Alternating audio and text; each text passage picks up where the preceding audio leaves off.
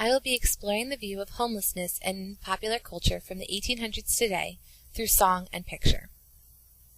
Beginning in the 1800s, the homeless were depicted as immigrants cast out by harsh city conditions caused by urbanization and industrialization. In the 1800s, urbanization and immigration caused an increase in the city's population. Due to lack of transportation, cities were forced to expand upward and renovate existing buildings to cram more people inside of them. But space was not the only issue.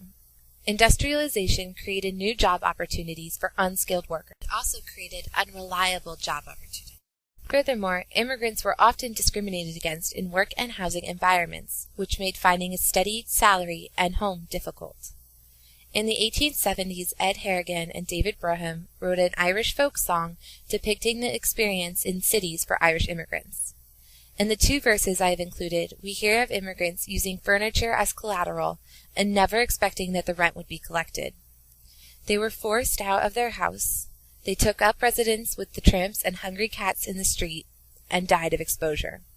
The pictures I use to accompany this song are examples of the discrimination the Irish experienced in the workplace, pictures of tenement conditions, and pictures of homeless immigrants.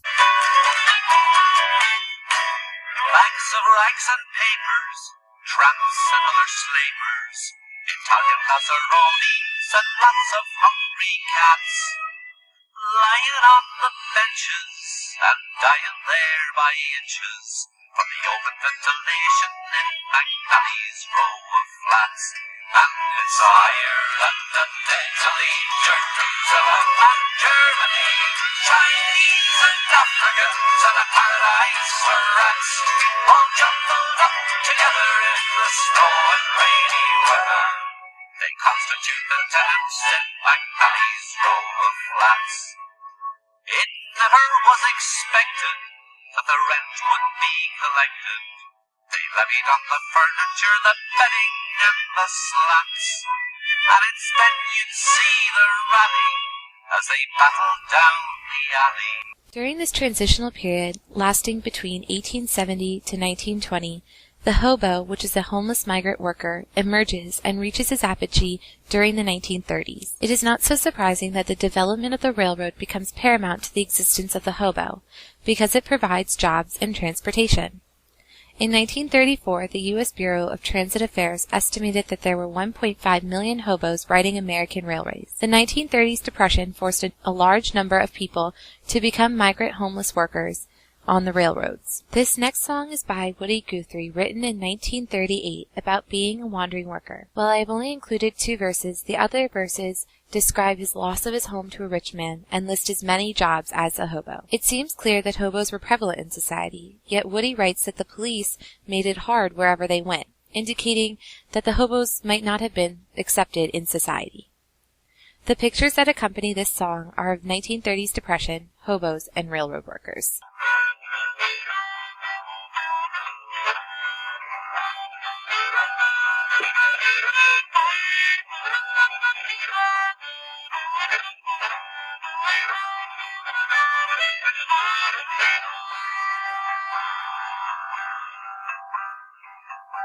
I ain't got no home, I'm just a roaming round, just a wandering worker, I go from town to town, and the police make it hard wherever I may go, and I ain't got no home in this world anymore.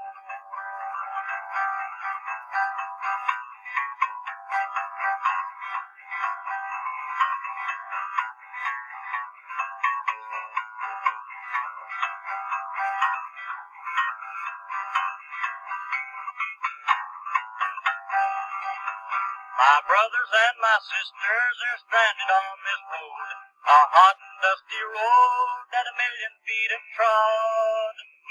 Rich man took my home and drove me from my door, and I ain't got no home in this world anymore.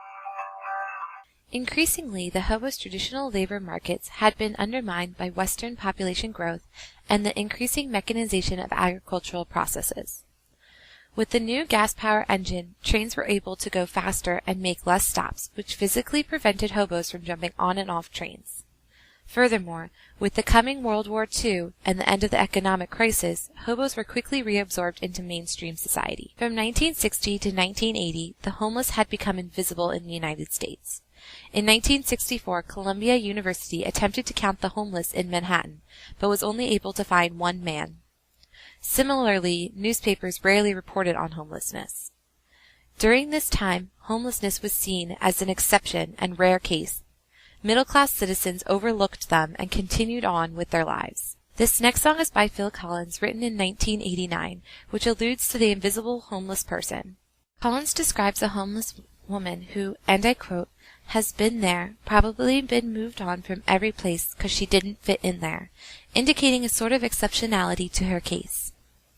The fact that the man seems ashamed to be around her and ignores her existence shows that homelessness was not a conscious and prevalent issue for middle-class citizens living in paradise.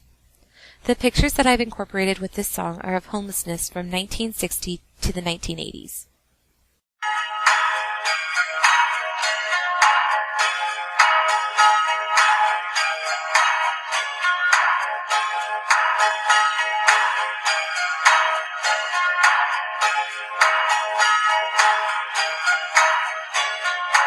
She calls out to the man on the street. Sir, can you help me? It's cold and I'm nowhere to sleep. Is there somewhere you can tell me? He walks on, doesn't look back. He pretends he can't hear her. Starts to whistle as he crosses the street. Seems embarrassed to be there. Oh, think twice, 'cause it's another day for you and me in paradise. Oh, think twice, 'cause it's another day for you and me in paradise. Lawrence Solomon in Homeless in Paradise described the increase in the homeless population during the 1980s and 90s as largely due to governmental policies. The government outlawed legalized vagrancy, which destroyed the bottom half of the housing market, making the homeless take to the streets. Urban renewal and gentrification in the 1980s eliminated 20% of Chicago's low-rent housing, while welfare reductions, which were ascribed to recipients who lived with family members, forced families to separate in order to receive more benefits. The homeless were often comprised of mentally ill. However, the overwhelming characteristic of the homeless were that they had few work skills and social skills. Most of these people were alone in life, 4% were married, and almost all claimed that they had no one to depend on. This next song, which is accompanied by pictures of the homeless from the 1980s to 2000, is by Everlast and was written in 1999. It exemplifies the new awareness of the homeless population.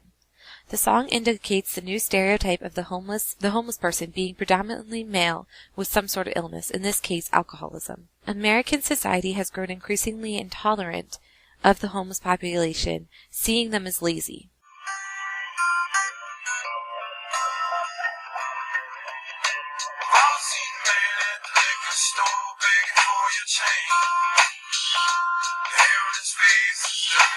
Locked in for the main.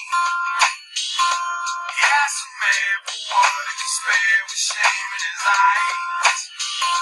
He did a job, you fucking slobs, all he replied. Beginning roughly in the late 1990s, continuing all the way through to the 2000s, the portrayal of the homeless population in popular culture has become more sympathetic. Society went from viewing the homeless as mentally ill addicts to families down on their luck. An article published in Time magazine in 2009 reported the National Center on Family Homelessness Statistics, concluding that 1 in 50 American children were homeless in 2005-2006. Furthermore, families comprise roughly 1/3 of the nation's homeless population. With the hit of Hurricane Katrina, among other natural disasters, divorce rate, gender wage disparities, and the lack of affordable housing, experts conclude that more and new demographics will be joining these statistics.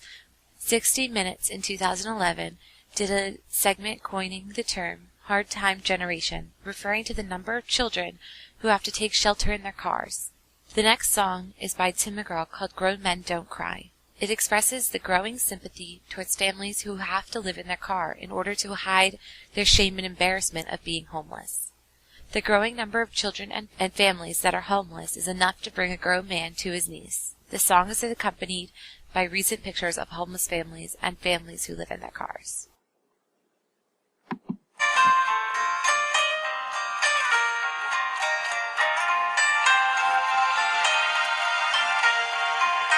I pulled into the shopping center and saw a little boy wrapped around the legs of his mother. Like ice cream melting, they embraced years of bad decisions running down her face. All morning I've been thinking my life's so hard. They wore everything they own, living in a car.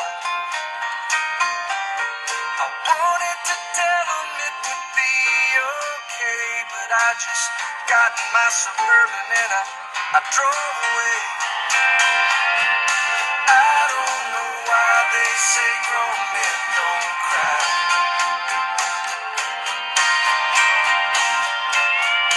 I don't know why they say grown men don't cry. Scholars believe that the change in societal's view on homelessness is also associated with the development of the idea of a worthy and unworthy homeless person.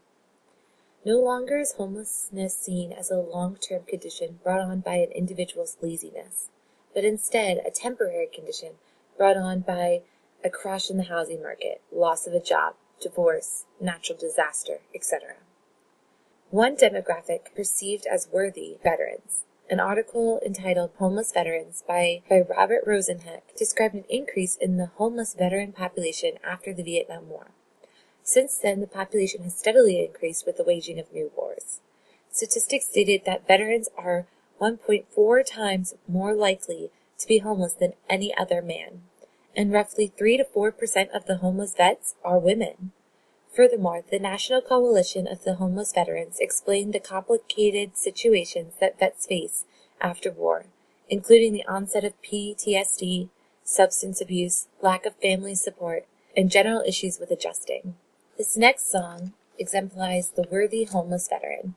It is called Moments by Emerson Drive, and it is written in 2006. In this song, a man walking down the East Street Bridge comes across a homeless person. And after giving him a second thought, he realized that this homeless person wasn't just lazy, but he was a vet down on his luck. This song illuminates the hard situation that vets go through, where in one moment they have all the glory, they're a hero, and in the next moment, they're homeless. The song is accompanied by pictorial evidence of the worthy homeless veteran, who is not only a hero, but is homeless.